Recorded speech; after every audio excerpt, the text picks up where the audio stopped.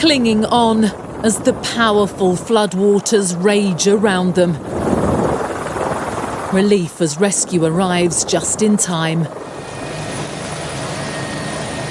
And for others too, escape hatches ripped through roof tiles provide hope of survival. But many lives have been lost and dozens of people are missing. Here, a helicopter hovers, help so close. Then this. It's not known if they survived.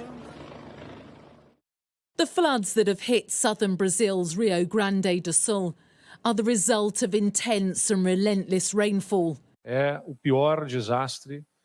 It's the worst disaster ever recorded in the history of Rio Grande do Sul, perhaps one of the biggest disasters the country has ever seen, at least in recent history. The state is used to extremes of weather, from drought to downpour. But many scientists believe climate change is making it worse.